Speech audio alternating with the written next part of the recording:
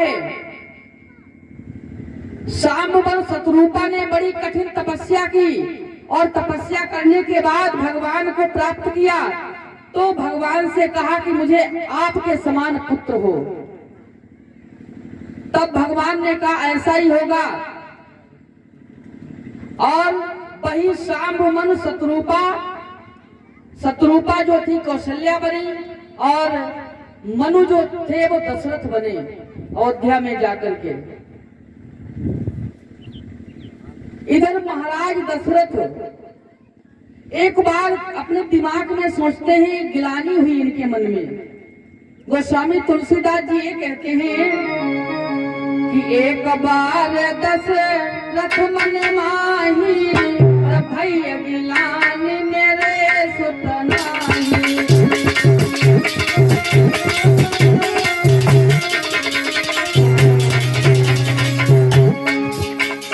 एक बार दशरथ मन माही, भैया गिलानी मेरे सुत नाही।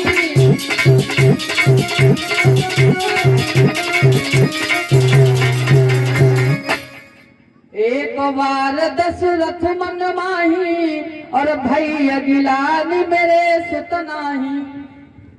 एक बार, अरे भाई पुत्र नहीं था, संतान नहीं थी, तो भाई रोज दुखी रहना चाहिए। एक बार क्यों शंका हुई इनके दिल में, गिलानी एक बार ही क्यों हुई? और बार कहते हैं दिन को, कौन सी बार हुई, कौन से दिन हुई?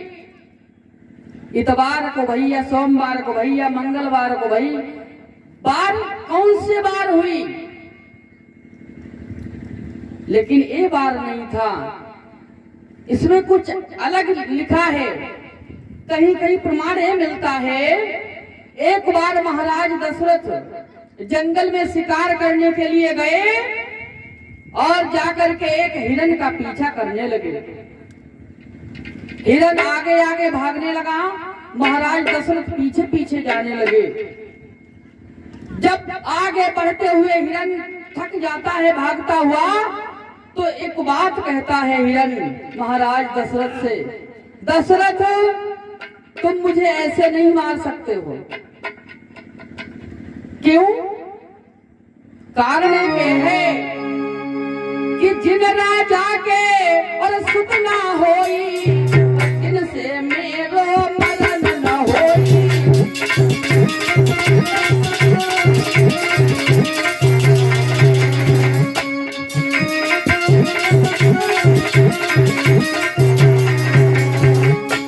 जिन राजा के सुत ना होई,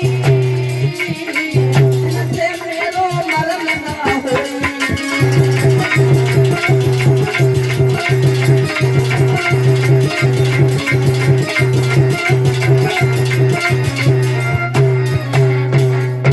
जिन राजा के सुत ना होई और तिन से मेरो मरण न होई, उसके हाथों से मेरी मौत नहीं है। तो महाराज दशरथ उस दिन जंगल में बहुत रोए। अरे इंसान पता नहीं, हमारे प्रजा के लोग डर के मारे नहीं कहते होंगे, यहाँ तो हमारा पशु भी अपमान कर रहे हैं, क्या करेगा। जंगल में उस दिन मूड पकड़ के बहुत रोए, उस बार रोए, तब गिलानी हुई इनके मन में याद है। और उसी के कारण एक दिन महाराज दशरथ गुरुदेव के पास पहुंचे हैं, गुरु वशिष्ठ के पास में। कहने लगे गुरुदेव, इससे तो अच्छा इस जीवन को ही त्याग दे। हमारे कोई संतान नहीं हुई है, घर में 3 रानियां हैं, उनके द्वारा कोई भी संतान नहीं हुई।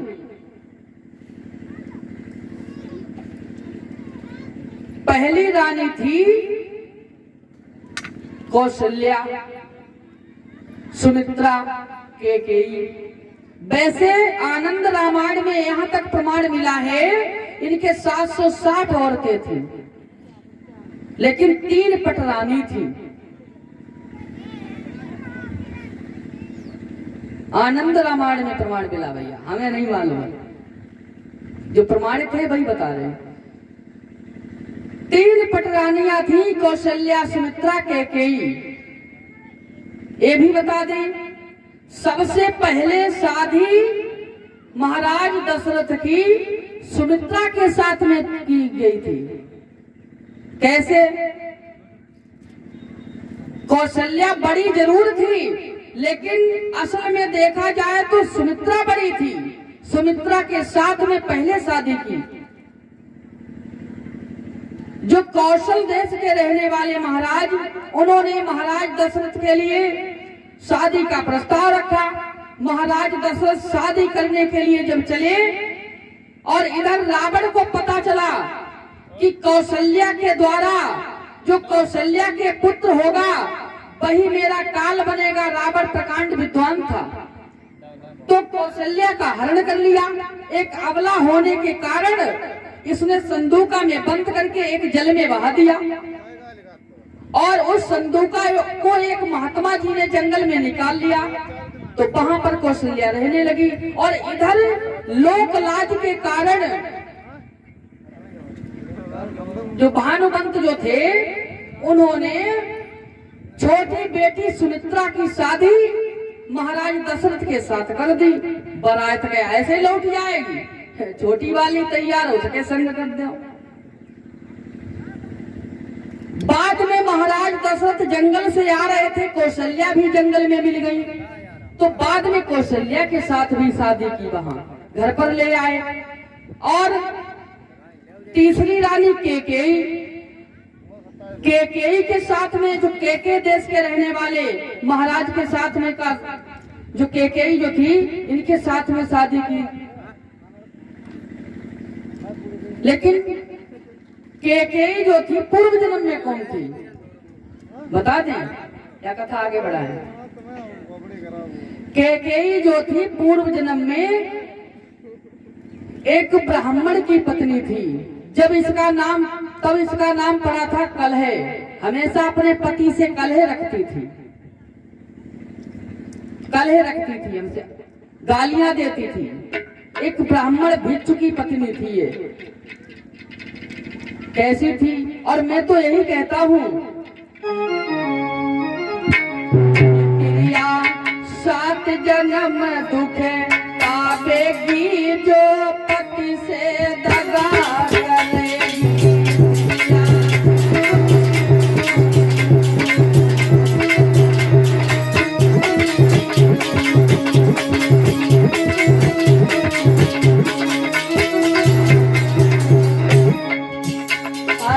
एक जन्म कुटिया को पहिले,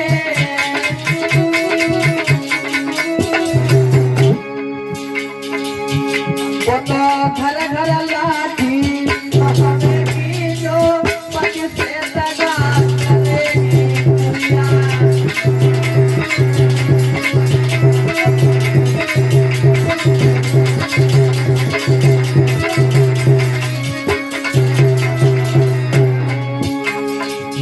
और परीक्षित महाराज मालूम, ऐसे ही जन्मों में भटकना पड़ेगा जो पति से छल करती है स्त्री। अरे एक जन्म दिल्ली को पहिए,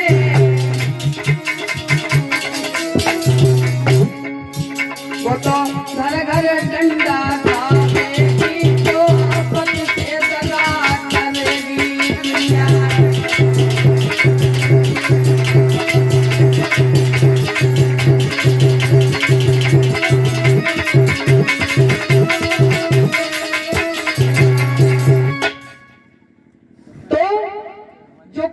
जो थी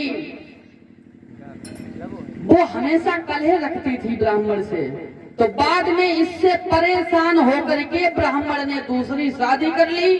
तो कलह ने जहर खा लिया और जहर खा करके उसने आत्महत्या कर ली, मरी गई। तो बाद में ये दूसरे जन्म में कहीं बिल्ली बनी, कुतिया बनी, कई नरकों में जाती रही, अधोगति में भटकती रही। तो कहीं बाद में जाकर ये कैकेयी बनी। 3 रानियां थी महाराज दशरथ की। एक पटरानी थी जिनका नाम आता है और 760 के नाम नहीं आते हैं।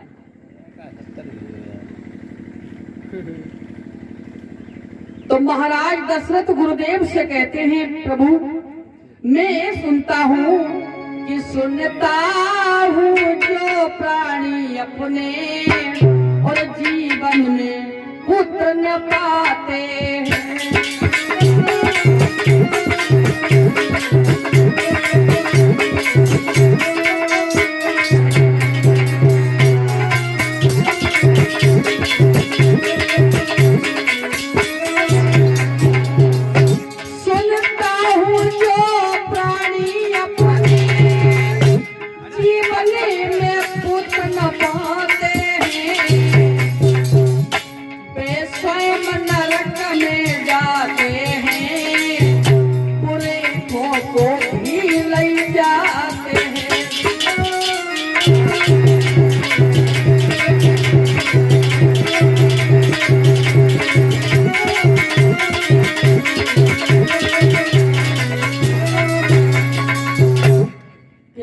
प्रभु मेरे कोई संतान नहीं है, मैं क्या करूं, इसकी मुझे बहुत चिंता है।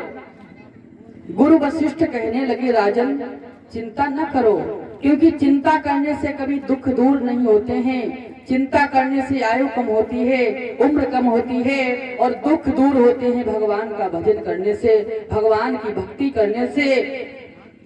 बाद में गुरु वशिष्ठ ने ध्यान किया, आंखें बंद की तो देखा है, क्या देखा महाराज के जीवन में, और बोले हैं तुम एक पुत्र की कामना करते हो, लेकिन यहाँ तो कुछ और ही है। और बोले कि धरऊ धीरा हुई हाई सुतचारी।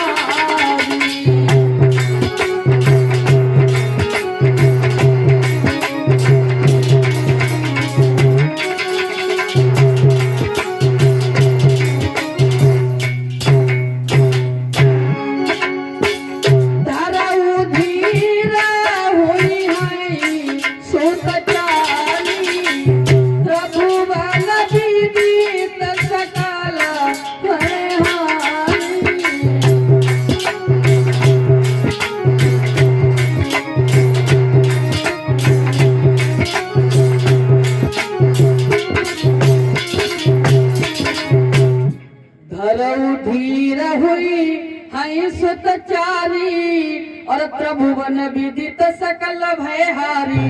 धीरज रखो, एक नहीं चार पुत्र होंगे तुम्हारे जीवन में। लेकिन वो कैसे होंगे? बोले ऐसे नहीं होंगे, फिर पुत्रेष्ठ यज्ञ रचाना पड़ेगा। इसके लिए आपको श्रृंगी ऋषि को बुलाना पड़ेगा।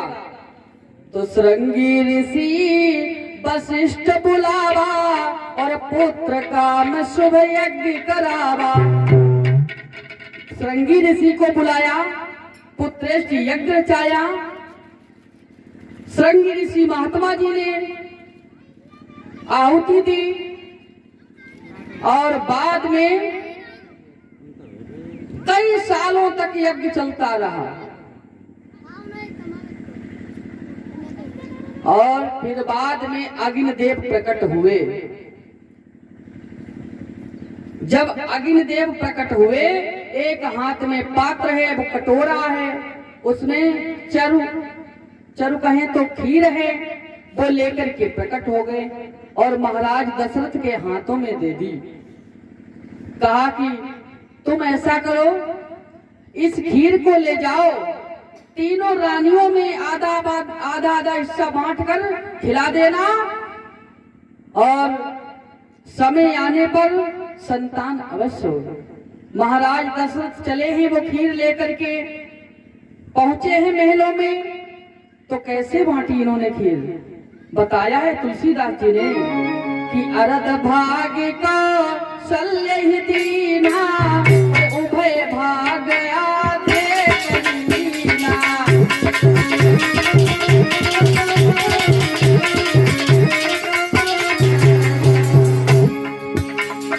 अरद भाग्य का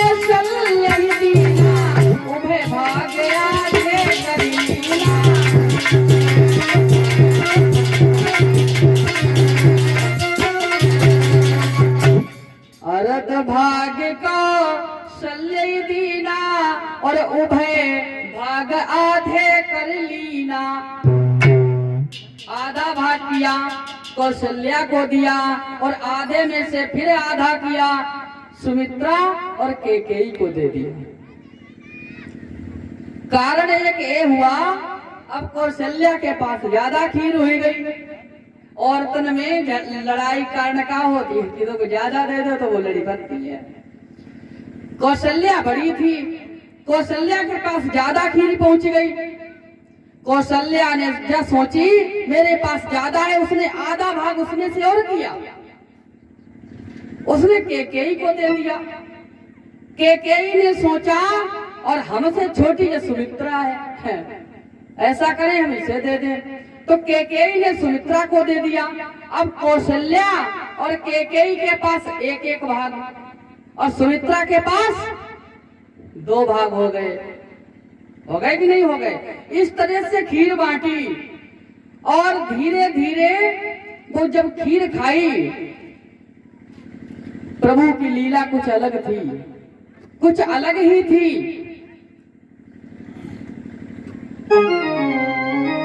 कि प्रभु की लीला कछु अजब बनी। अरे घर में खुशी अति छाई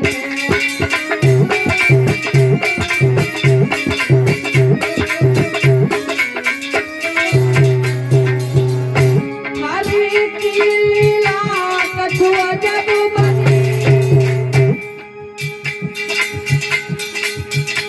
घर घर में सुंदर दान हुए,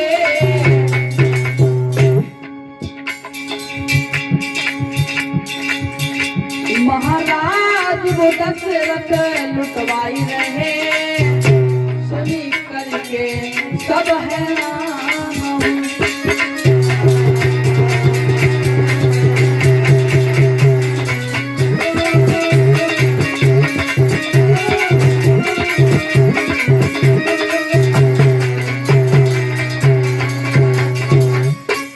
प्रभु की लीला कुछ अलग थी।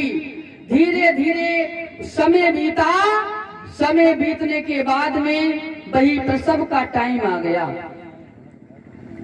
महाराज दशरथ इंतजार में है, टाइम तो हो गया लेकिन कहीं से खुशी की बात नहीं आई। अभी दरबार में बैठे हैं और इधर दासियां कान लगाए देख रही कहां से क्या हो। सब दासियां हर महल में कान लगाए हैं किधर से आवाज आए। जो कौशल्या जो थी उनके सामने स्वयं भगवान चतुर्भुजी प्रकट हो गए। मां ने प्रणाम किया और मैया ने कहा कि ऐसे नहीं, बालक बन करके आओ। तो भगवान ने शिशु का रूप धारण किया, शिशु का रूप, छोटे बच्चे का रूप धारण किया और माँ की गोद में आकर के रोने लगे। लोग कहते हैं भगवान पैदा भये, जन्म लिया। भगवान कभी पैदा नहीं होते हैं, न जन्म लेते हैं। भगवान हमेशा प्रकट होते हैं, हर जगह प्रकट होते हैं। अवतार कहते किसे हैं? आ प्लस तार। जब भक्त और भगवान का तार से तार जुड़ जाता है वही अवतार होता है। जब शिशु का रूप धारण किया और रोने लगे, दासी जो द्वार पर खड़ी थी सोई भाग के चली गई महाराज के पास में। क्या कही जाए? महाराज महाराज बड़ी रानी कौशल्या के द्वारा एक पुत्र हुआ। महाराज एक पुत्र का नाम सुनकर के बहुत खुश हुए, बहुत प्रसन्न हुए और इसी खुशी में बधाई बजवाने लगे। सब प्रसन्न हैं, सब खुश हैं। कैसे मालूम? कि दशरथ घर जन्मे लाल हो राम अयोध्या फूल नचाई।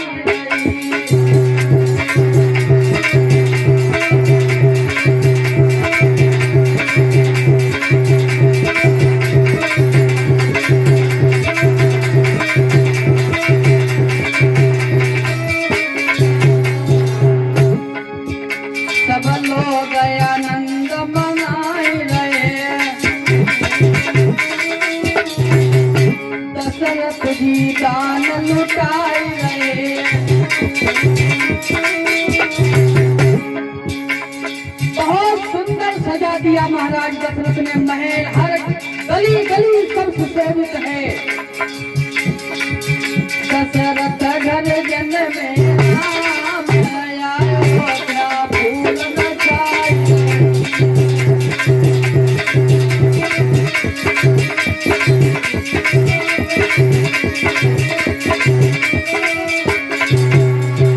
सभी लोग बहुत मगन हैं, खुश हैं, लेकिन वो टाइम कौन सा था जब भगवान श्री राम का अवतार हुआ। देखो, ज्यादा गाना बजाना थोड़ा कम करेंगे और कथा देखेंगे ज्यादा। कौन सा टाइम था? गोस्वामी तुलसीदास जी कहते हैं जब भगवान का अवतार हुआ था कि नवमी तिथि मधु मास पुनीता, शुक्ल पक्ष अभिजिता हरिप्रीता।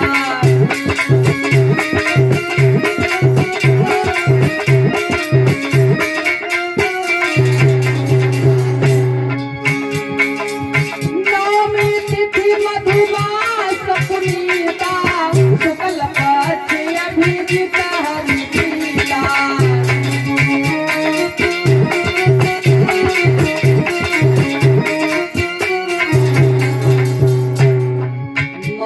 दिवसयत शीतन घामा, पावन काल लोक विश्रामा।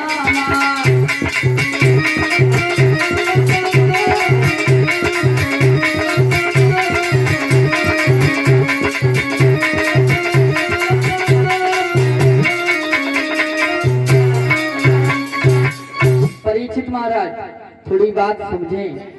नवमी तिथि मधुमास पुनीता और शुक्ल पक्ष अभिजित हरिप्रीता। भगवान श्री राम का जन्म अवतार नवमी को हुआ, लेकिन कौन सी नवमी को हुआ? चैत्र की नवमी को, चैत्र मास। लेकिन एक महीना में 2 नवमी होती हैं। बोले नवमी तिथि मधुमास, मधु कहे तो मधुमास होता है चैत्र का महीना। ना ज्यादा गर्मी होती है और ना ही ज्यादा सर्दी होती है चैत्र के महीना में। तो नवमी तिथि मधुमास पुनीता। और कौन सी नवमी को मालूम? 2 होती है नवमी चैत्र में। बोले शुक्ल पक्ष अभिजित हरिप्रीता। कृष्ण पक्ष, शुक्ल पक्ष लगते हैं 2। तो शुक्ल पक्ष नवमी को भगवान श्री राम का अवतार हुआ। बोले टाइम क्या था? मध्य दिवसयति। मध्य किसे कहते हैं? दिन का मध्य क्या होता है? गोस्वामी तुलसीदास जी के पास घड़ी तो थी नहीं पहले, तो टाइम उन्होंने ऐसे नहीं लिखा। बोले मध्य दिवसयति शीतन घामा और पावन काल लोक विश्रामा। दिन का मध्य होता है दोपहर, होता है दिन का मध्य होता है दोपहर, और दोपहर का मतलब 12 बजे। दिन के 12 बजे भगवान का अवतार हुआ, प्रकट हुए थे। दिन कौन सा था? मंगलवार। कहीं कोई भी दिन बता देते हैं, प्रमाण अनेक मिलते हैं, लेकिन सच तो यह है मंगलवार के दिन भगवान का अवतार हुआ था।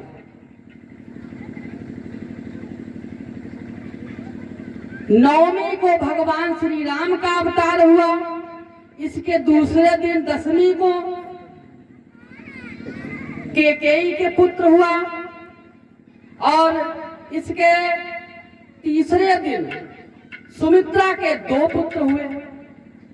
एक एक दिन के अंतर से 4 पुत्र हुए। बाद में गुरु वशिष्ठ नामकरण करते हैं। जो कौशल्या नंदन थे उनका नाम रखा राम, और जो केकई के पुत्र थे उनका नाम रखा भरत। जो सारे भार को हरण करने वाला और जगत कल्याण करने वाला राम, उनका नाम राम रखा। और सुमित्रा के 2 पुत्र थे, उनमें से जो सुमित्रा का जो बड़े थे उनका नाम रखा लक्ष्मण, जो उनसे छोटे थे उनका नाम रखा शत्रुघ्न। हाँ, इस तरह से नाम रखे। चारों भैया घर में बड़े खुश हैं, महल में माताएं खुश हैं, सभी प्रजा के लोग बड़े खुश हैं, प्रसन्न हैं। बधाई तो बधाई बज ही रही है, बड़े खुश हैं। लेकिन एक काम ऐसा हुआ, उसी बधाई में सूर्यदेव बीचों बीच में रुक गए। भाई सूर्यवंश में, रघुकुल में भगवान आए, सूर्यवंश में, तो भगवान सूर्य कहने लगे हमारे वंश में भगवान आए और दिन में भी आए, तो क्यों नहीं हम उत्सव देख लें। तो बीचों बीच में रुके, उत्सव हो रहा है, बधाई बज रही है, सब लोग गान कर रहे हैं। अब गान करने वाले ये सोचने लगे अब भाई दिन मुदे, तब हम अपने अपने घर चले। और सूर्यदेव सोचने लगे मालूम क्या,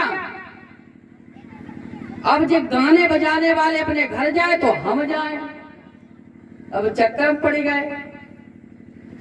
सूर्यदेव सोचने लगे गाने बजाने वाले जाए तो हम यहाँ से जाएं, और गाने बजाने वाले कहने लगे जब दिन वैसो हो कतई डली जाए तो हम जाए, दिन मुझ जाए। अब इसी प्रकार से एक दिवस का मालूम, एक दिवस का मास है, एक दिन का पूरा महीना हो गया। सूर्यदेव खड़े, और बाद में सूर्यदेव के एक बात समझ में आई, बहुत टाइम हो गया, जा ही नहीं रहे। तब उनके समझ में आई, अरे हम तो बहुत काफी टाइम से खड़े हैं।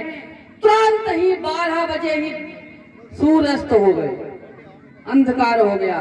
फिर बाद में गाने बजाने वाले अपने अपने घर जाते हैं। और इधर भगवान श्री राम और लक्ष्मण, भरत, शत्रुघ्न, चारों भैया सबके साथ में, थोड़े बड़े होते हैं 5-6 साल के, खेलते हैं, बगीचा में जाते हैं, वही धनुष बाण लेकर के जाते हैं, कहीं फल तोड़ते हैं, हर प्रकार से लीलाएं करते हैं। और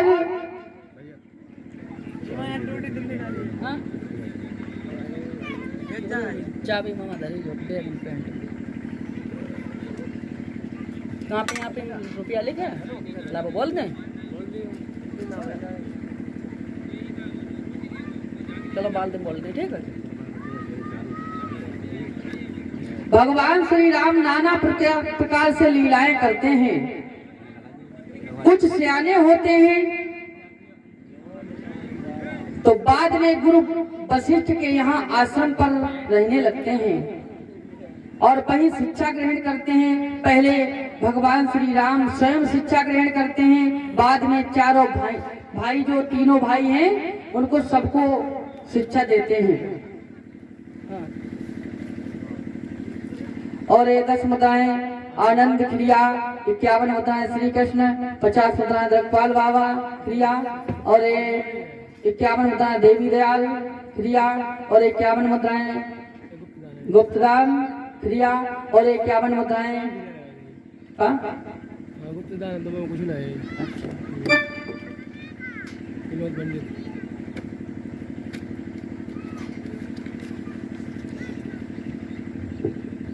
बोलिए भक्तवत्सल भगवान की। एक भाई कीर्तन बोल लो, इसके बाद में आगे कथा देखते हैं।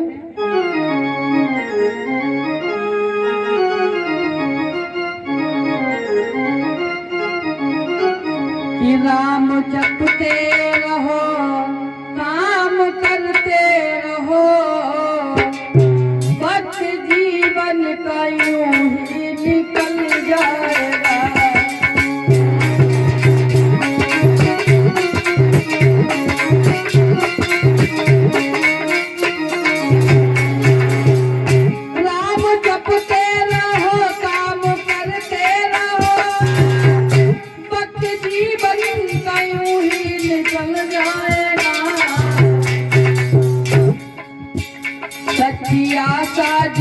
वंश लगा तूने तेरे जीवन का नक्शा बदल जाएगा।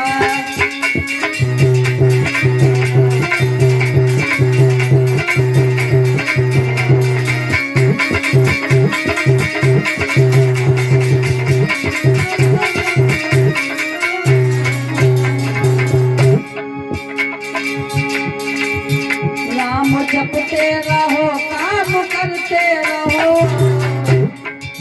वक्त जीवन का यूं ही निकल जाएगा।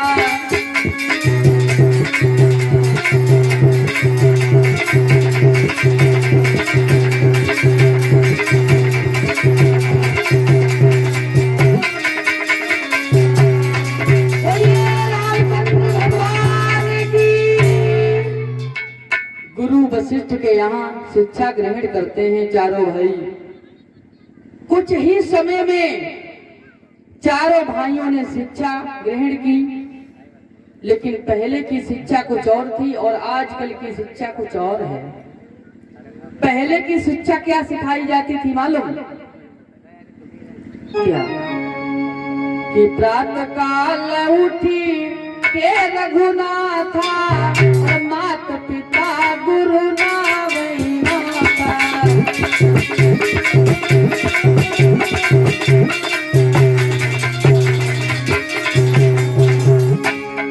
प्रातः काल उठ के रघुनाथा माता पिता गुरु ना वही माता।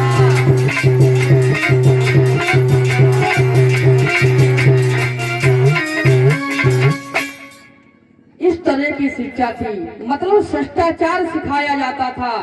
और आजकल किसी के सामने अगर बड़े बूढ़े कोई राम राम लड़का के सामने करी दे तो वो जा समझने लगत हम कुछ लगत है ताई से राम राम कर दे। कोई राम ही राम नहीं करता है। बस अब क्या चल रहा है? नमस्ते नमस्ते नमस्ते ज्यादा करती है। टाटा वो तो चलते से चलते राम राम कहो भाई कोई भी हो। तो भगवान श्री राम शिक्षा ग्रहण करने के बाद घर फिर आते हैं और इधर थोड़ा इधर देखते हैं गुरु विश्वामित्र की तरफ। विश्वामित्र जो थे जब जब वो यज्ञ करते थे, इनका आश्रम था आजमगढ़ में। तो राक्षस लोग जो थे वहां पर स्वभा और मारीच और कई राक्षस थे, वो आकर के इसका यज्ञ विध्वंस कर देते थे विश्वामित्र का। तो विश्वामित्र बड़े परेशान हुए, सोचने लगे अब क्या करें। तो बाद में उन्होंने ये सोचा अब इसका मारने वाला कौन आएगा, अब हम क्या करें। तो बाद में आंखें बंद करके देखा कि भगवान का अवतार हो चुका है। तो विश्वामित्र वहां से चले आजमगढ़ से और जाकर के अयोध्या में पहुंचे और महाराज दशरथ के पास जब पहुंचे हैं तो महाराज दशरथ ने उचित आसन पर बैठा लिया, आइए प्रभु। और बाद में कहने लगे कैसे आए आप, कुशल पूछी है। विश्वामित्र कहने लगे महाराज हम कुछ मांगने के लिए आए हैं। मांगने के लिए? क्या मांगना चाहते हैं? आप दे नहीं पाओगे दशरथ। क्यों? हम दे क्यों नहीं पाएंगे? हम भी रघुकुल के रघुवंशी हैं, हम क्यों नहीं दे पाएंगे? ये तो आपने सुना होगा, रघुकुल रीति सदा चली आई और प्राण जाई पर बचन न जाई। क्या मांगना चाहते हो बोलो। लेकिन हम ऐसे नहीं मांगेंगे, पहले आप तिरवाचा भर जाए। महाराज दशरथ कहने लगे तिरवाचा की बात है तो ठीक है हम तिरवाचा भरते हैं कि तिरवाचा नाथ में भरता हूँ और मैं अपना वचन निभाऊंगा और 100 सौगंध गुरु की खाता हूँ, नहीं पीछे कदम हटाऊंगा।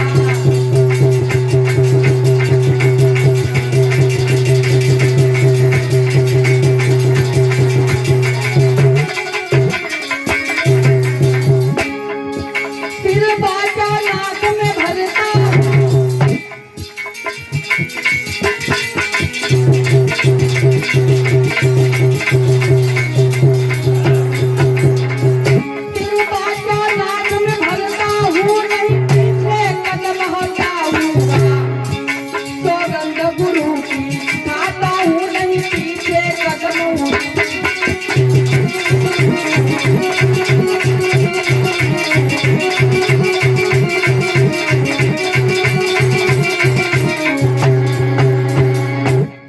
वाचा में भरता हूँ, क्या मांगना चाहते हो बोलो। तो विश्वामित्र कहने लगे हमें अपने पुत्र राम को दे दो। राम? एक क्या मांगा प्रभु आपने, राम को मांग लिया। अरे बात और तुम ही सुन लो, राम को दे दो और साथ में लक्ष्मण को भी दे दो। तो दशरथ कहने लगे क्या मांगा प्रभु।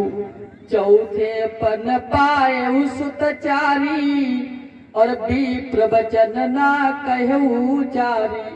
ये क्या कहा, और बोले हैं ये मत मांगो प्रभु कि मेरे जीवन के दोनों, मेरे जीवन के दोनों और सहारे न मांगो, अब तो मांग लो रे राम।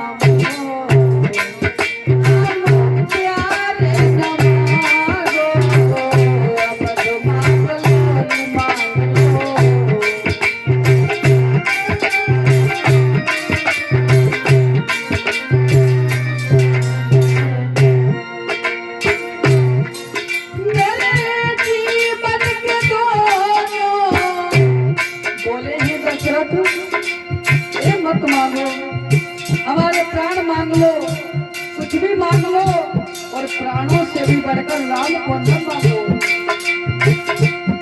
मेरे जीवन के दोनों सहारे न मांगो, अब मांग लो राम प्यारे न मांगो, अब मांग लो।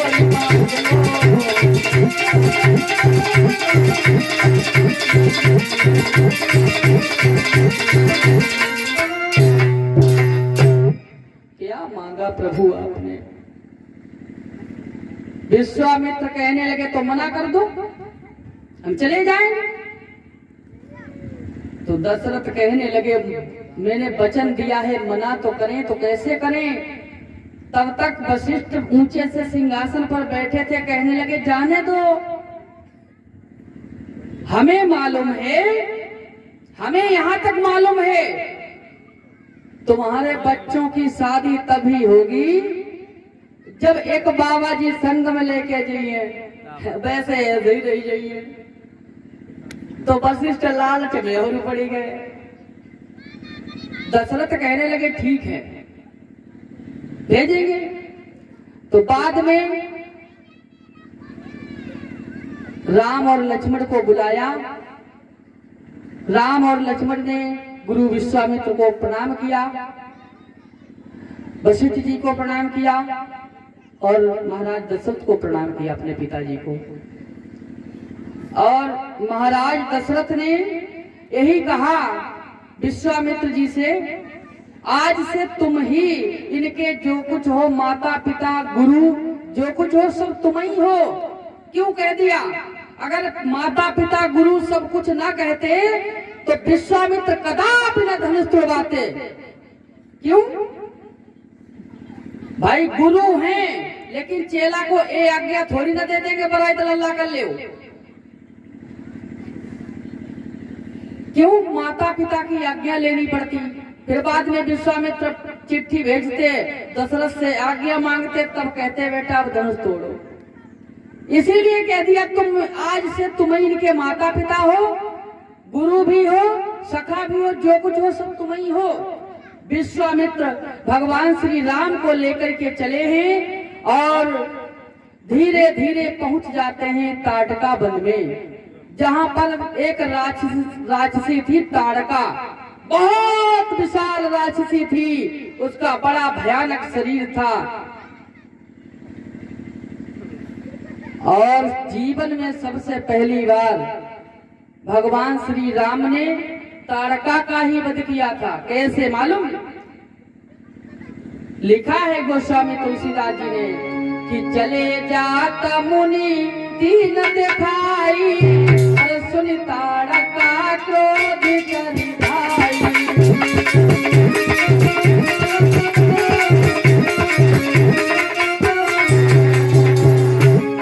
चले जाता मुनि दीन दिखाई, सुन ताड़का क्रोध करी भाई।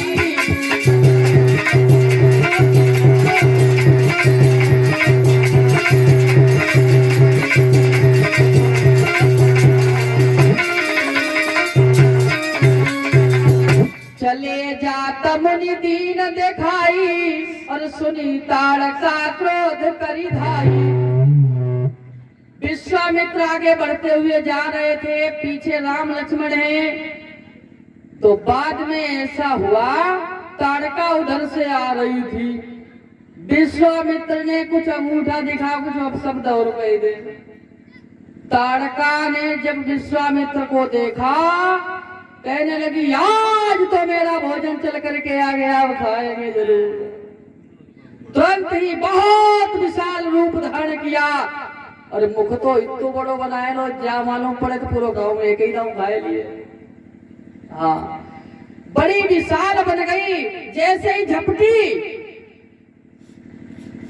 विश्वामित्र कहने लगे बेटा राम इसका वध कर दो। भगवान श्री राम कहने लगे अबला है। विश्वामित्र ने कही अबला है, लेकिन ये सबला बनी गई है, अबला करते रहोगे तुम्हें खुद खा जाएगी बारों से। और जब अबला सबला बन जाती है तो मारने में कोई बुराई नहीं होती है। एक ही बाण से भगवान श्री राम ने ताड़का का वध कर दिया। और बाद में चले हैं विश्वामित्र राम और लक्ष्मण को लेकर के आजमगढ़ आश्रम में पहुंचे। सुबह हुई, सुबह विश्वामित्र यज्ञ करने लगे और यज्ञ की रक्षा राम और लक्ष्मण करने लगे। लेकिन जब स्वाहा स्वाहा की धुन सुनी लल्ला सावधान, अरे स्वाहा स्वाहा की धुन सुन करी और कुछ राक्षस लोग आए।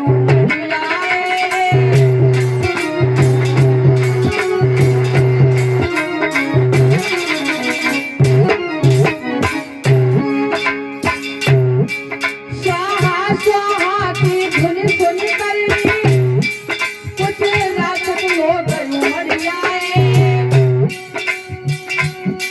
भागने लगे देखे कहाँ पर अब कैसे वो बनहर जाए।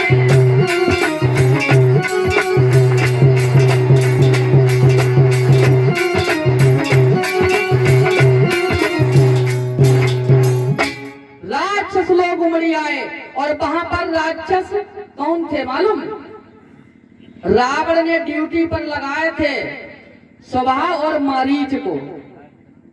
एक स्वभाव राक्षस था, एक मारीच था, उसके साथ में और भी कई लोग थे राक्षस। ड्यूटी पर क्यों लगाया था? रावण ने ड्यूटी पर क्यों लगाया था बताएं? रावण को ये पता चला हमने ब्रह्मा जी से वरदान मांगा है कि हम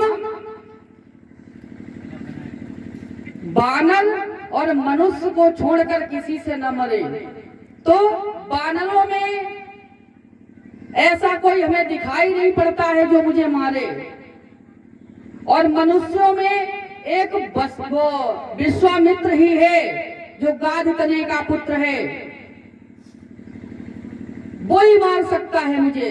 इसके पास कुछ शक्तियां हैं, दिव्य शक्तियां हैं, एक क्षत्रिय है, यही मुझे मार सकता है। तभी ड्यूटी पर तैनात किए, और मारेगा ऐसे भी नहीं मार सकता है, ये यज्ञ करेगा, यज्ञ से कई अस्त्र शस्त्र प्राप्त करके तब मेरे ऊपर भले ही आक्रमण कर दे। लेकिन बानरों में उसने सोचा था क्या, ऐसा कोई बानर बलवान है कि नहीं है? तो उसने एक दिमाग में बात सोची, सबसे बलवान बानर बाली है। उस समय बाली कहा कि बाली है सबसे बलवान बानर। बाली के पास में पहुंचा तो बाली ने एक ही पटकनी में दबोच के काख में दबाई लो, और 6 महीना तक बाली घूमती रहो रावण को ले। हाँ, और जहां जाता था और कहता था ये देखो रबड़वा है, देखो रबड़वा को मार रहे हैं हम, पकड़े हैं। तो बाद में रावण ने बाली को अपना मित्र बनाया। कैसे? जब शत्रु भारी पड़ जाए तो उसे मित्र बना लो। मित्र जब बना लोगे ना तो आसान हो जाएगी मंजिल। तो रावण ने मित्र बना लिया, अब बिल्कुल निसंकोच हो गया। तो पहली ड्यूटी पर तैनात किए थे विश्वामित्र के लिए, मारने के लिए। जो भी राक्षस आते हैं हवन विध्वंस कर देते हैं। भगवान श्री राम ने उन राक्षसों को मारने का काम चालू कर दिया। जो भी राक्षस आते हैं एक ही बाण से 10 से इकट्ठे ही मर जाते हैं। ऐसा मालूम पड़ता है पतझड़ के मौसम में जब पत्ते गिरते हैं वृक्ष से, वैसे राक्षस पर राक्षस कट करके जमीन पर गिरते हैं। स्वभाव भी मारा गया, लेकिन एक मारीच बचा राक्षस। भगवान श्री राम ने सोचा इसे नहीं मारेंगे, अगर हमने इसे मार दिया तो सीता हरण में कौन काम करेगा। तो भगवान श्री राम ने एक बिना फर का बाण निकाला कि बिन फर बाण राम ते ही मारा।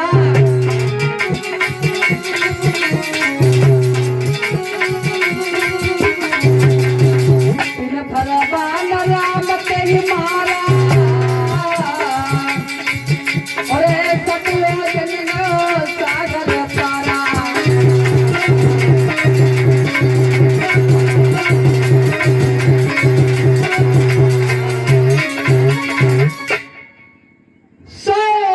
समुद्र था, उसके पार गिरा मारीच। बाद में पड़पड़ाए के आंखें जब खोली, उठो, ओहो इतने बलवान, इनसे तो लड़ाई करना ही बेकार है। और तो वही बाद में रहने लगा लंका के पास में जंगल में मारीच बगीचा में रहने लगा। वही रावण के मामा थे मारीच। इधर विश्वामित्र के यज्ञ की रक्षा की है भगवान श्री राम ने, और वहीं पर रहते हैं। इधर थोड़ा देखते हैं जनकपुर में जनक नंदिनी सीता के बारे में थोड़ा देखते हैं। सीता जी कौन थी? जनक की पुत्री सीता। अच्छा, इनका नाम सीता ही क्यों पड़ा? वैसे जनक की कोई संतान नहीं थी, ये सीता कैसे भई? आनंद रामायण में प्रमाण मिलता है। जब सूखा पड़ जाता है जनक के यहाँ, पूरे राज्य में सूखा पड़ गया, महाराज जनक परेशान हो गए, हैरान हो गए, सोचने लगे अब क्या करें, प्रजा भूखों मर रही है। तो बाद में आकाशवाणी हुई, हे जनक मेरी बात ध्यान से सुनो, जब तुम और रानी दोनों खेत पर हल चलाओगे तब तुम्हारे यहाँ बारिश होगी। तो वही किया।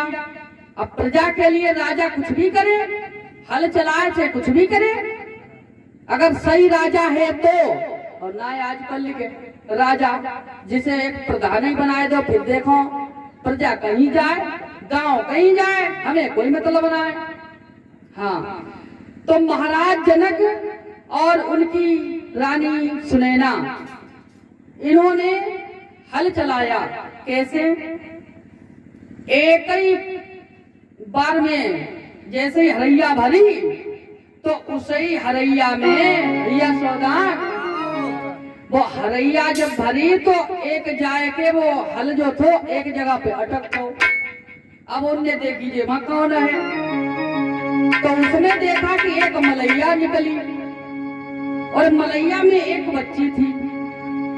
तो हुआ ऐसा कि सीता जी निकली मलैया से और मलैया से और एक ही कूड़ा हरैया से भैया।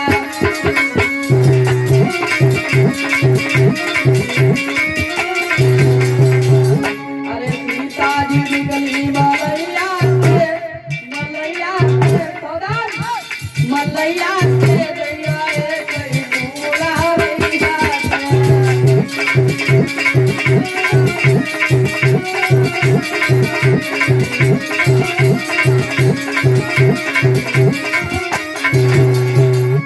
एक ही कूड़ा रैया से वो मलैया निकली। और उससे सीता जी जब वो बच्ची मिली तो बाद में बताया जाता है घनघोर बारिश हुई, बहुत भयानक हवाएं चलने लगी, शीतल हवाएं चलने लगी, शीतलता हो गई हर जगह, ठंडक सी हो गई। तो बताया जाता है इसीलिए इनका नाम सीता पड़ा। शीतलता जब हुई तो ज्योतिषियों ने इनका नाम सीता रखा। सीता जी कुछ थोड़ी बड़ी हुई, बताया तो ये जाता है 5 वर्ष 7 महीना 7 दिन की जब सीता हुई और उनके महीनों में एक धनुष रखा था जो महात्मा दधीच की नाक की हड्डी का बना हुआ था। उस धनुष को सीता जी ने एक दिन एक हाथ से उठा लिया और उसके नीचे भी लीप दिया।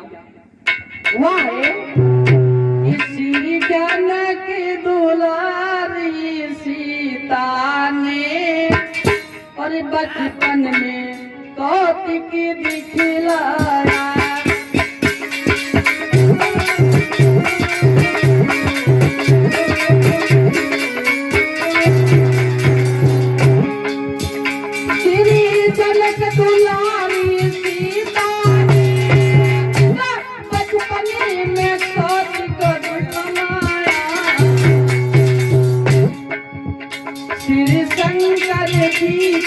धन्यवाद एक ही हाथ से उठा लिया।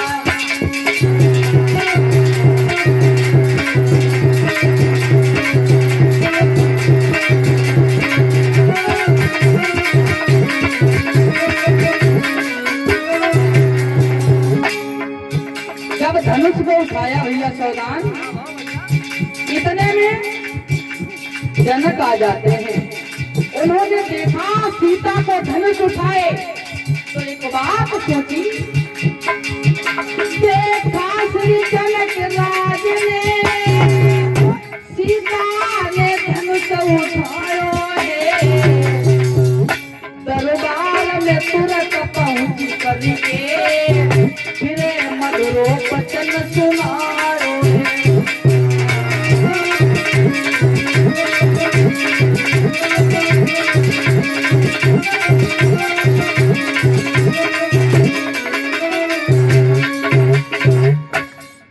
जिस समय सीता जी ने एक हाथ से धनुष उठाया और नीचे भी लीप दिया और बाद में धनुष रख दिया, जनक ने देखा सीता जी ने धनुष उठाया तो दरबार में पहुंचे, एक ऐलान किया, सभा में बैठे उपस्थित सभी लोग, आज हम एक प्रण लेते हैं और एक बात आपको बता रहे हैं। हम सीता के स्वयंवर का निर्णय करते हैं। एक पत्र लिखो उस पत्र में, उस चिट्ठी में एक ही बात लिखो। क्या सावधान? कौन सी बात? कि जिस महावीर की महाशक्ति धनवा तोड़ गिराएगी और बस उसी वीर को निर्विवाद जानकी भी भई जाएगी।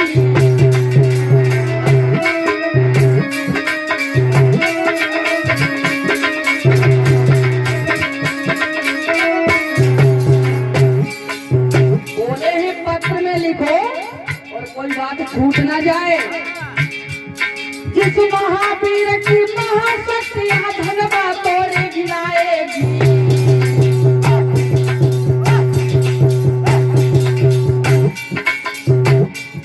बस उसी वीर को निर्विवाद जानकी भी भई जाएगी।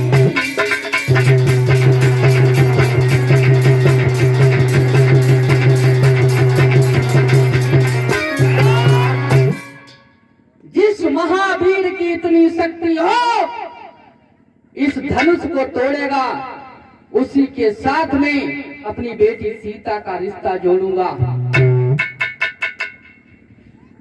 पत्र हर जगह भेज दिए। उस खबर को सुनकर के सभी राजा महाराजा सभी लोग तैयार हुए गए, चल दिए। और इधर एक पत्र विश्वामित्र को भी मिला।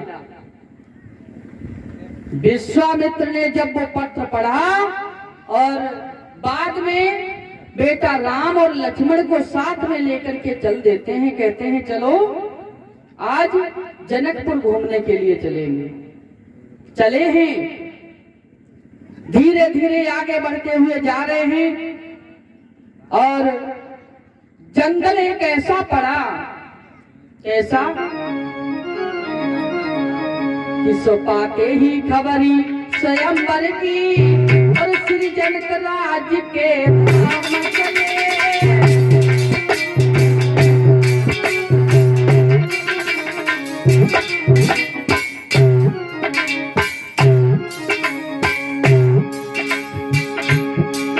पाते ही खबरी स्वयंवर की श्री जनक राज के धाम चले। को गुरु के संग में श्री राम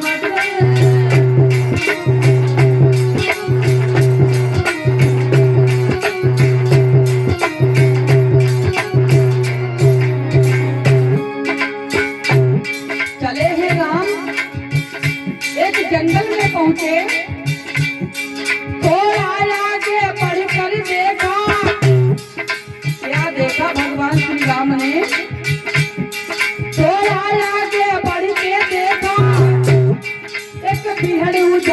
जनपन है पशु पक्षी नजर में आते हैं, सावन भी जहाँ भयानक है।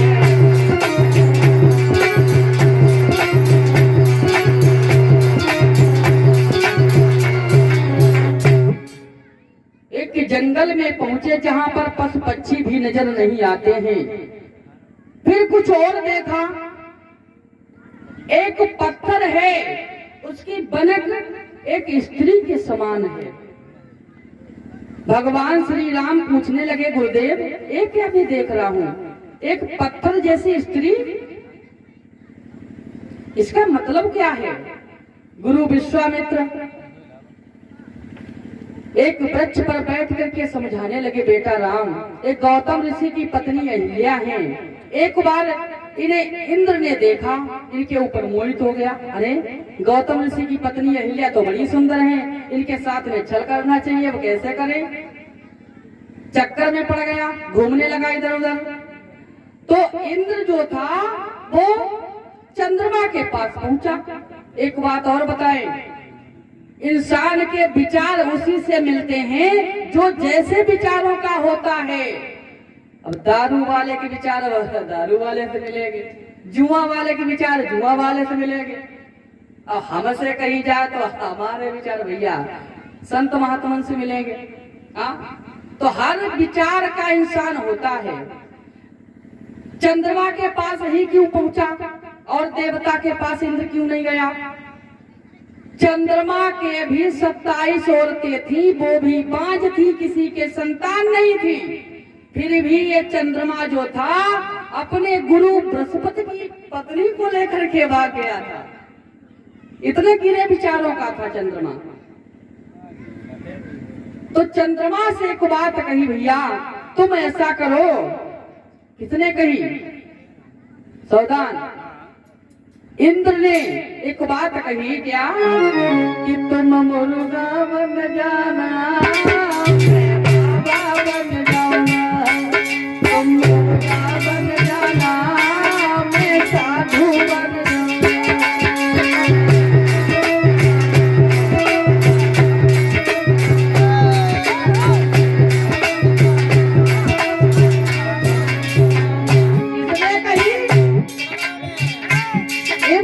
चंद्रमा चरण में तुम रात चले जाना और बांग लगा देना, मैं बस जाऊंगा जो महका देना।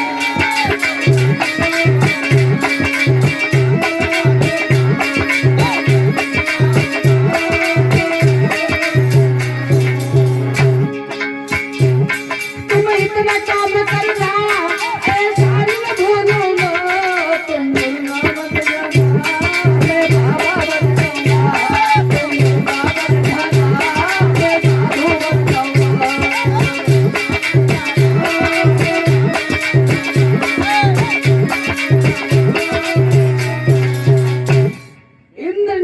चंद्रमा से कि तुम मुर्गा बन जाओ और हम महात्मा बन जाएं। गौतम ऋषि को भेषुम बनाए। तो चंद्रमा जो था वो मुर्गा बन गया और इंद्र ने एक बात कही, मालूम? मुर्गा बन तो रहे हो, मुर्गा वाली आवाज मालूम है तुम्हें? कैसे मुर्गा बनोगे? अच्छा आवाज लगाई के दिखाओ, ट्राई दो। ले तो बने आवाज लगाई, कैसे ले ट्राई दिखाने लगा। इंद्र को भी गया नहीं वहां, आवाज बढ़ा। चलो ठीक है, तुम पास हो गए। अब ऐसा करो, तुम चलो। तो चंद्रमा जो था ऋषि गौतम के आश्रम पर पहुंच गया और जाकर के आवाज लगाई, क्या? बांग लगाने लगा।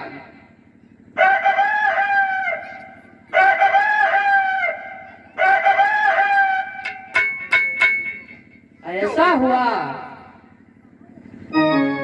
कि बाहा मुर्गा ने बादल पार बोला बोला बोला तीन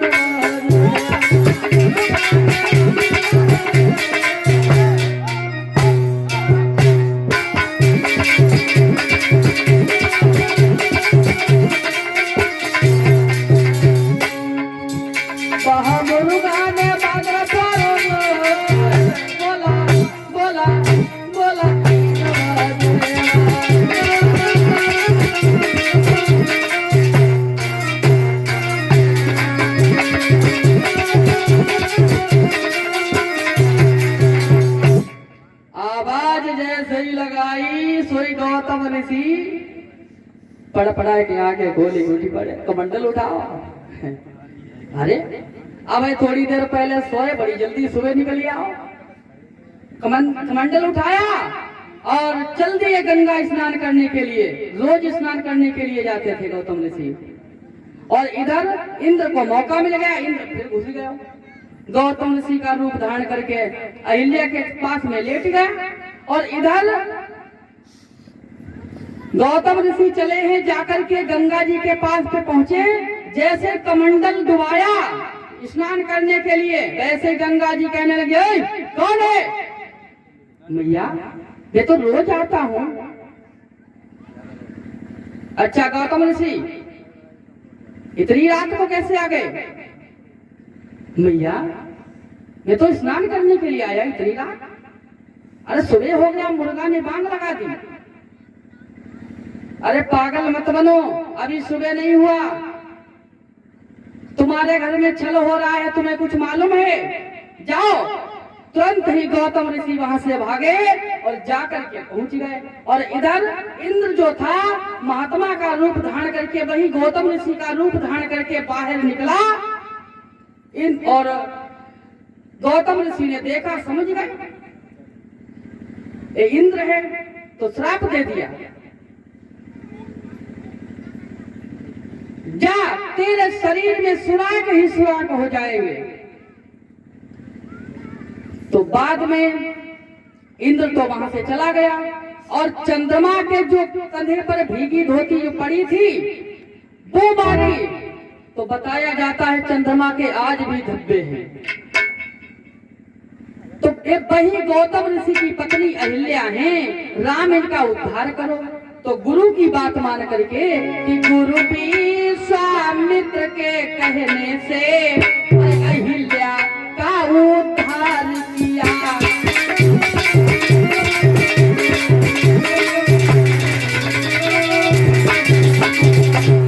गुरु विश्वामित्र के कहने से अहिल्या का उद्धार किया। जिसके साथ कलंकित थी, इंद्र के जो साथ कलंकित थी, उन्हें पापों से उद्धार किया।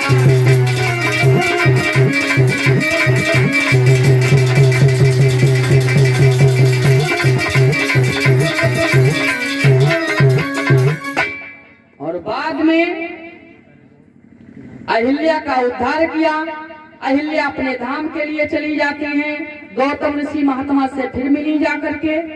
और इधर भगवान श्री राम और लक्ष्मण विश्वामित्र धीरे धीरे आगे बढ़ते हुए गए और जाकर के जनक के बाग में पहुंच गए। वहां पर ठहर गए। बाद में जब शाम हो गई, शाम को आराम की सोए हैं। और सोए कैसे मालूम? सबसे पहले गुरुजी सोए, राम और लक्ष्मण पैर दबाते रहे। इसके बाद में दोनों भैया चले गए, वो सो गए। राम सोए तो लक्ष्मण ने पैर दबाए।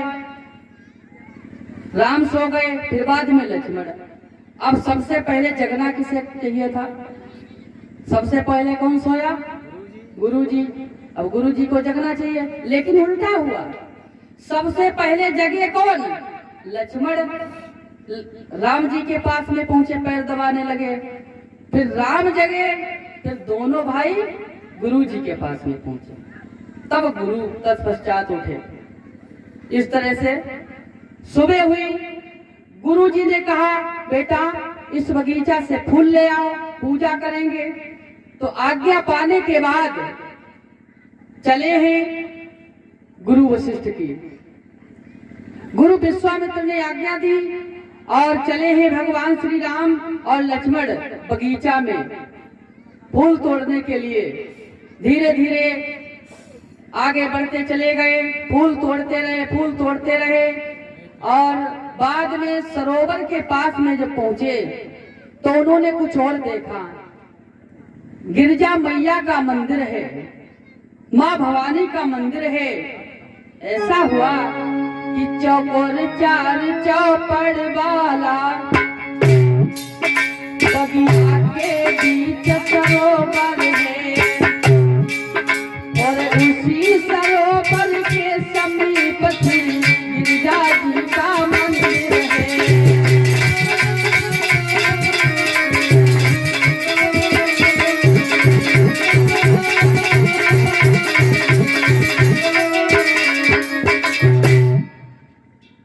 गिरजा मैया का मंदिर है।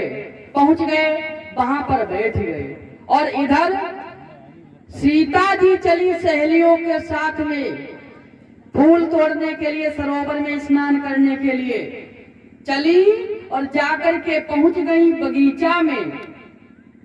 लेकिन एक सहेली जो थी, चतुर सहेली सीता जी की, वो बिछड़ गई, राम जी के पास में पहुंच गई।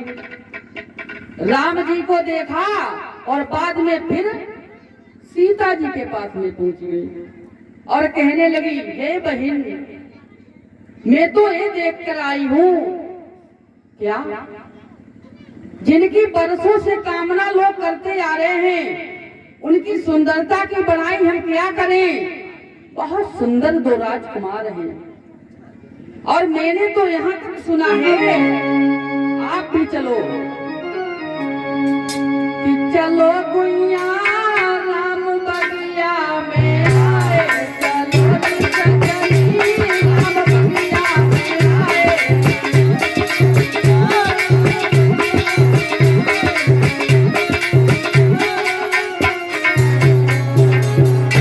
अरे बगिया में आए, फूला बगिया में आए, बगिया में आए, फूला बगिया में आए। चलो बगिया में आए, चलो गुइया राम बगिया में आए।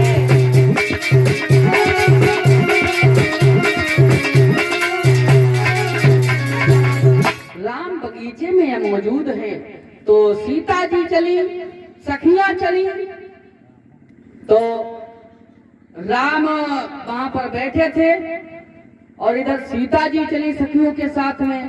तो बताया तो ये जाता है, सीता जी की तरफ जब राम ने देखा, राम की तरफ जब सीता जी ने देखा, बात ये हो गई कि देखी राम सब छबिसिया मातिया करती।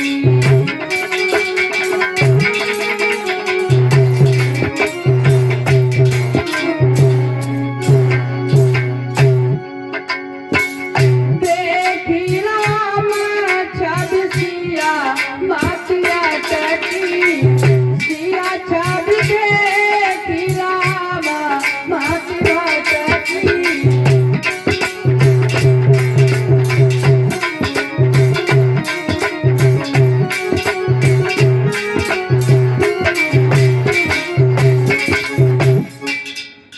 देखा है, एक दूसरे को देखते ही रहे,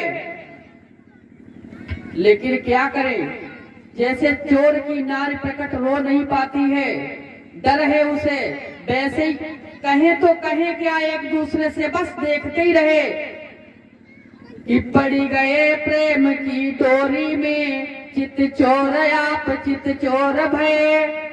सीता की सूरत जब देखी, राघव के नैन चकोर भये।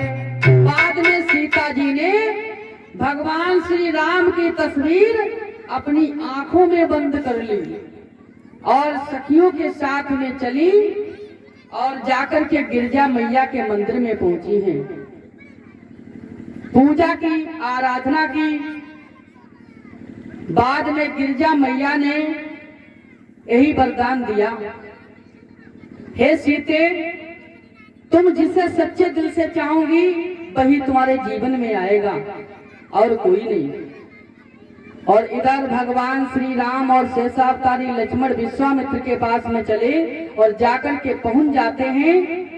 गुरु जी ने हवन पूजन किया, इधर सीता जी अपने महलों में पहुंच जाती हैं।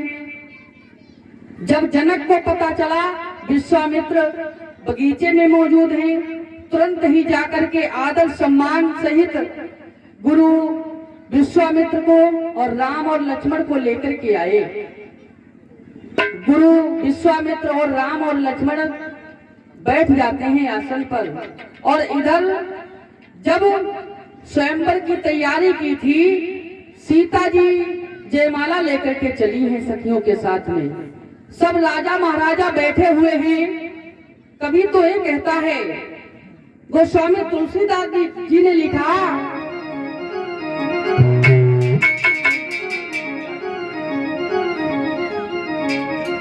कि रंग भूमि जब सिया पगुधारी, मोहे देख सकल नर नारी।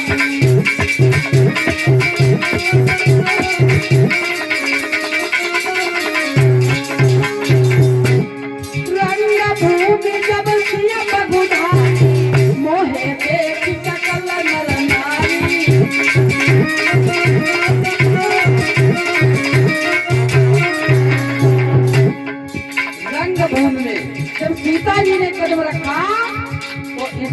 स्त्री को देखकर मोहित हो गई, पुरुष को। लेकिन वही गोस्वामी तुलसीदास जी ये भी लिखते हैं, मोहन नारी नारी के रूपा, पन्नगार यही रीति अनूपा।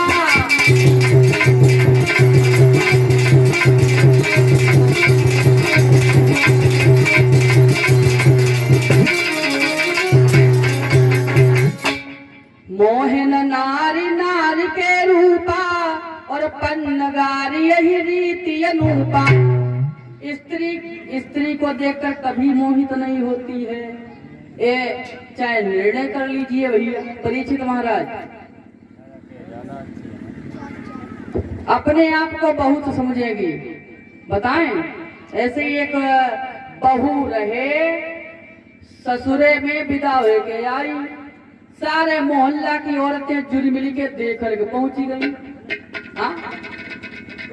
देखा और रास्ता में आपस में बातचीत करने लगी। एक कहने लगी, क्या मालूम, बहू तो बड़ी सुंदर है, लेकिन लगाए दे। दूसरी बोली, का सुंदर तो है, बाकी आंखें थोड़ी छोटी है। तो तीसरी बोली, चल चुपी रहा, आंखें सही हैं, लेकिन बाकी ओठ मालूम थोड़े मोटे मोटे हैं। तो तीसरी बोली, चुपी रहा, तो ज्यादा मालूम, आंखें सही हैं, ओठ सही हैं, लेकिन जब बात करती तब दांत बहरे बहरे मालूम पड़ते हैं। तो कमी निकालने की आदत है। मोहन नारी नारी के रूपा और पन्नगार यही रीति अनूपा। रंग भूमि जब सिया पगुधारी और मोहे देख सकल नर नारी। सीता जी को देख करके स्त्री नहीं मोहित हुई, लेकिन पगुधारी किसे कहते हैं? पगुधारी एक नाम भगवान श्री राम का था। कब पड़ा, कैसे पड़ा? दो प्रमाण मिलते हैं कि जब से नारी और अहिल्या तारी, तब ही से कही दे रे पगुधारी।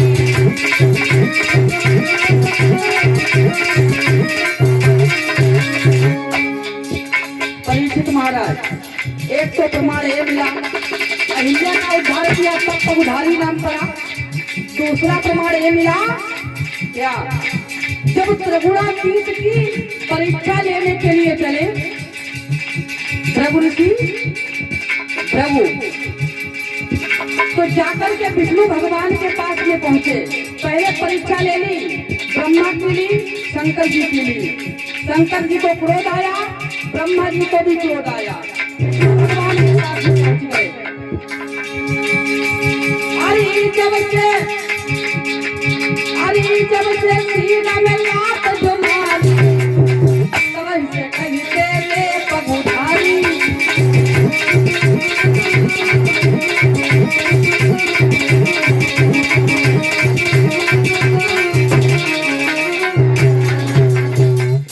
भृगु ने सीना में लात जो मारी और तब ही से कहते रे पगुधारी। तब से पगुधारी नाम पड़ा।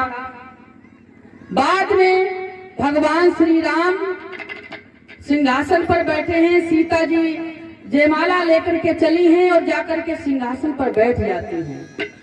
धनुष वहीं पर रखा हुआ था। सभी राजा महाराजा तैयार हैं। जो कमजोर राजा थे ना, वो जब सोचने लगे सबसे पहले हमारा नंबर लग जाए। उधर जनक ने कहा, इन्हें प्रण मेरा सुना दिया जाए सब राजाओं को, नहीं तो ये कहेंगे हमें कुछ बताया नहीं था। तो जो द्वार पर जो सेनापति था वो पत्र पढ़ने लगा, क्या, सुनो यहाँ पर उपस्थित सभी राजा महाराजा लोग आए हुए, हम तुम्हें बता रहे हैं महाराज का प्रण क्या है। पत्र में लिखा है, जो भी सूरवीर बलवान इस धनुष के 2 टुकड़े कर देगा, उसी के साथ में सीता का विवाह होगा। तुरंत ही सब लोग कहने लगे मुझे मंजूर है, ठीक है। कमजोर राजा पहले उनको नंबर वास्तव में लगाए दोगे, क्यों?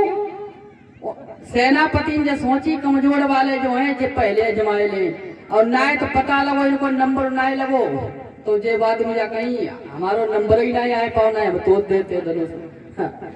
तो वो उठने लगे, खूब हाथ पाए फुलाए और तैयार होके जाए और जाए के धनुष के पास गिरी पड़े, उठे ही ना।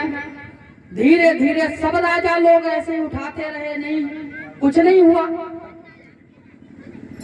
कारण एक ये बन गया, जितने भी राजा थे एक साथ लग गए।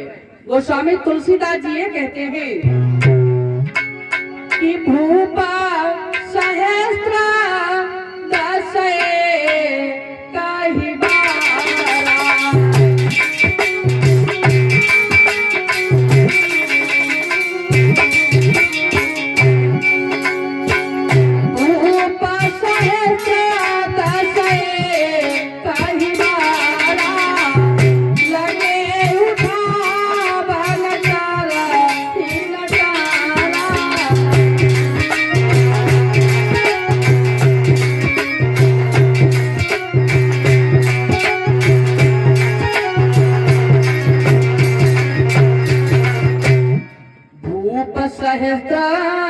दस एक ही बारा और लगे उठावन टरई नटारा। सहस्त्र कहते हैं हजार को, भूप सहस्त्र, सहस्त्र हुआ हजार और दस हजार राजा एक साथ लग गए। लेकिन एक शंका की बात जा है, धनुष कितो लंबो तो 10 राजा एक ही साथ लग गए। हाँ 10,000 राजा लग गए और 10,000 राजन के 14-20,000 हाथ कहाँ पर लगाए। लेकिन धनुष में एक खासियत थी, जितने भी लोग लग जाते थे वो धनुष ऐसा था सबका बल अपने में प्रवेश कर लेता था, धनुष लंबा हो जाया करता था। 10,000 राजा लग गए। लेकिन एक प्रमाण तो ये मिला, भूप सहस्त्र 10 एक ही बारा, यानी कि भूप कहे तो राजा, सहस्त्र एक सहस्त्राबाहु अर्जुन नाम का एक राजा था पहले।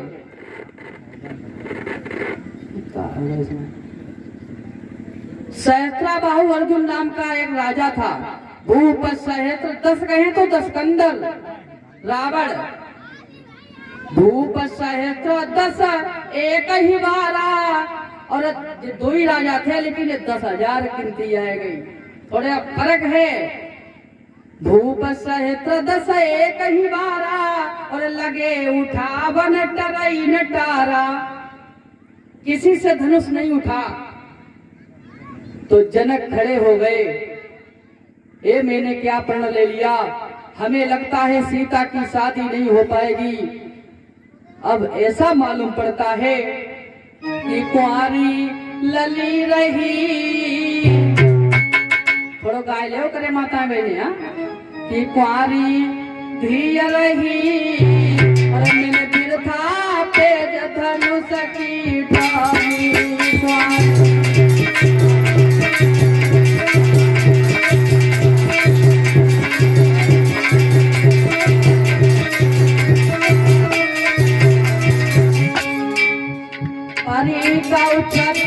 धनुष नहीं टूटो,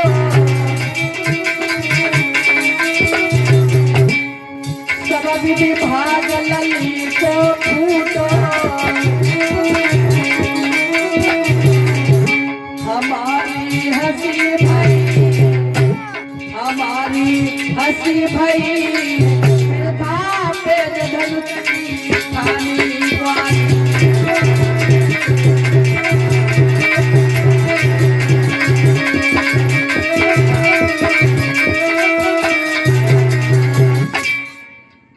अब मेरी तरफ क्या देख रहे हो, इतने राजा यहाँ पर आए हैं, किसी से धनुष नहीं टूटा, टूटना तो दूर तिल भर भी नहीं हिला पाए। अब मेरा मुंह क्यों देख रहे हो, जाओ यहाँ से, क्या देख रहे हो मुझे। सजौआ सा निज निज ग्रह जाऊं, बच्चों न विधि बेदेह विवाह। हमें लगता है विधि ने सीता के भाग्य में विवाह नहीं लिखा है, कुंवारी रहेगी। जो बात सुनी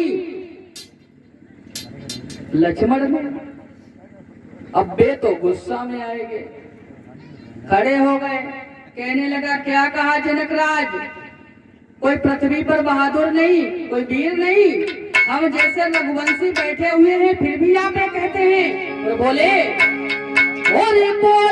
ऊपर इतना महाघात और उन्हें पुरुषों में तासीर नहीं। और क्या कहा जनक फिर से बोलो, पृथ्वी पर कोई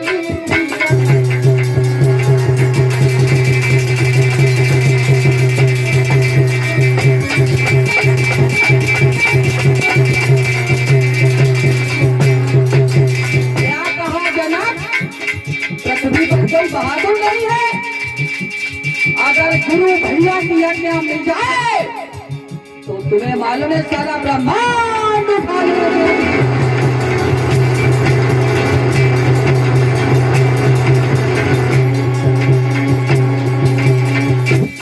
तुम कहते हो कोई बहादुर नहीं रहा, बोले ऊपर इतना महाघात उन पुरुषों में तासीर। क्या कहा जनक फिर से बोलो, पृथ्वी पर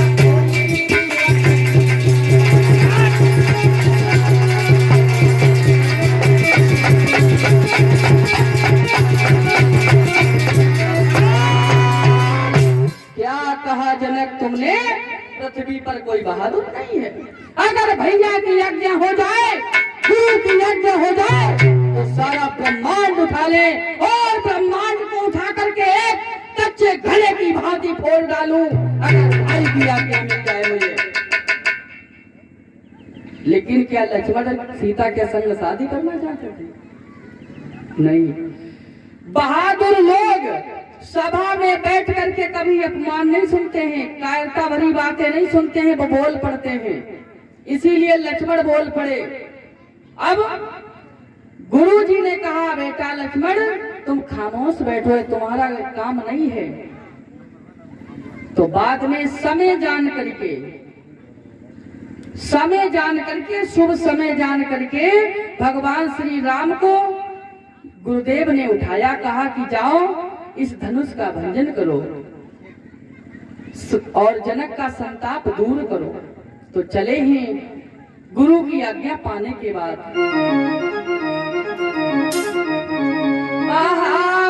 चले रघुराई सुन के वचन चले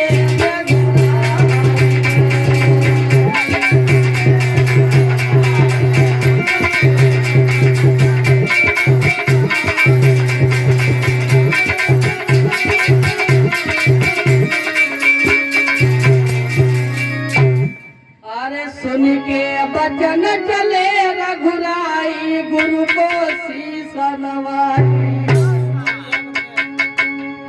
और राजन ने देखो है भैया चिड़िया चली और पहाड़ उठावन को जाई।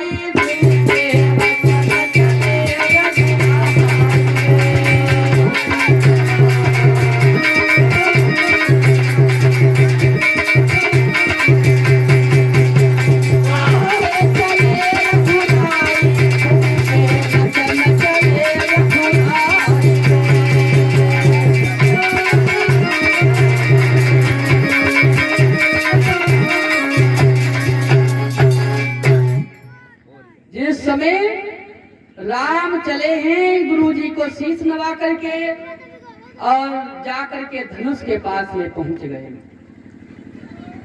जब धनुष के पास में पहुंचे हैं, धनुष को प्रणाम किया और बाद में धीरे से धनुष में हाथ लगाया और फिर बाद में धीरे से एक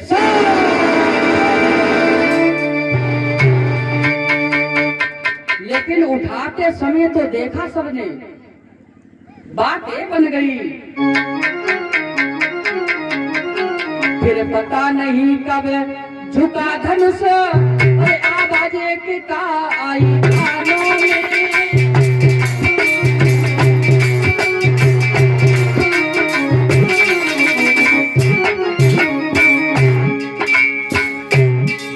फिर पता नहीं कब झुका धनुष, आवाज एक आई कानों में।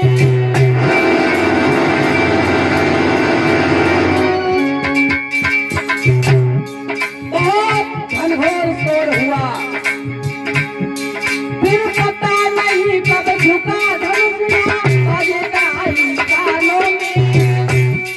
और धुन में कटू टूट पड़े, भर गई घोर धुन भुवनों में।